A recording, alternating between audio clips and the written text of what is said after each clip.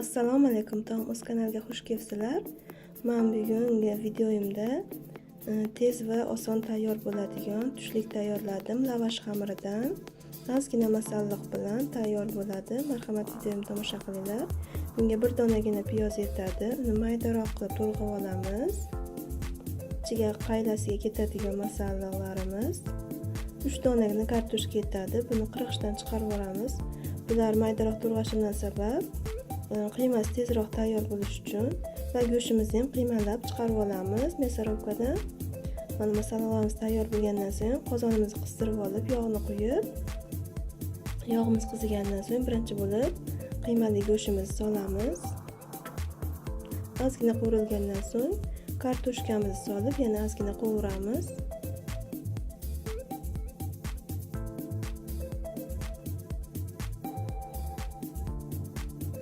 Endi ozgina qovurganimizdan so'ng bunga tabga ko'ra tuz va ziravorlar solamiz va yana qovurishni davom ettiramiz.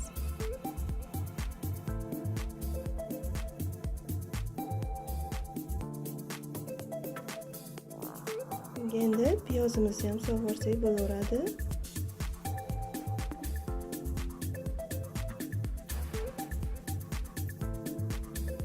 Yana birgalikda qovuramiz. Buni albatta kechki taomlarga ham tayyorlasalar ham bo'lardi. Juda ham tez tayyor bo'ladi. Albatta yonida qo'shimcha birorta yo salat yo suyuqqa tortsalar ham bo'laveradi. Mana endi buni rangini qizartirish uchun tomat yo ketchup solsalar ham bo'laveradi. Men ketchupdan foydalandim. Ozgina yana qovurib, ranglarini kirishtirganimizdan so'ng buni past olovda dimlab qo'yamiz. 10-15 minutda tayyor bo'ladi. Bungacha biz mana lavash xamiridan foydalanamiz. Lavash xamirimizni bo'lib olamiz. Bu 4 dona chiqadi.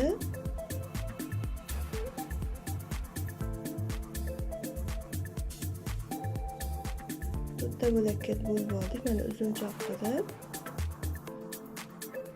Mana buni ham o'rtasidan bo'lib olamiz. Hamma xamirimizni maydalab tayyorlab olamiz birinchi bo'lib. Mana endi tayyor bo'lgandan so'ng mana qiymamiz ham pishib tayyor bo'ldi. Buni alohida idishga solib olib, qoshiqlab me'yorga ko'ra solib tugishni boshlaymiz. Uchburchak shaklga olib kelamiz.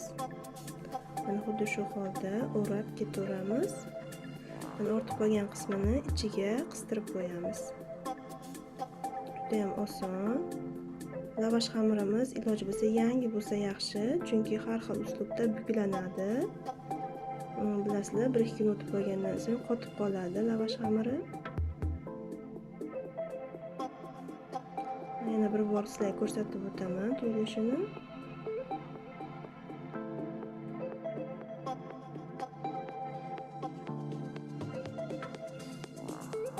Xuddi shu holda uchburchak shaklida tugib oldik. Mana endi buni hammasini tugib tayyor qilib olganimizdan so'ng qozonimizga ozgina yog' qo'yamiz. Buni ozgina o'rta olovda pishiramiz. Baland qilsak qizarib ketadi. Mana o'rta olovda bir xilda qilib qizartirib qovurib olamiz.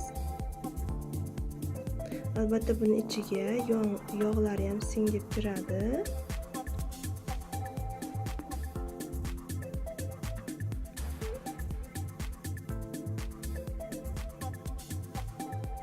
Tuyilishlarini boshqacha uslublari ham bor. Birinchi ko'rinishda ham tugsalar ham bo'ladi. Men buni yangilik qilib, chiroyli ko'rinish berib, uchburchak shaklida tugib oldim. Mana taomim tayyor bo'ldi. Albatta tayyorlab ko'rmaganlarga tavsiya qilaman bu uslubda tayyorlashlarini. Hammalaringga yoqimli ishtaha, sog' bo'linglar, salomat bo'linglar. Kanalimizga a'zo bo'lishni unutmanglar va videoyimga izohlaringni kutib qolaman.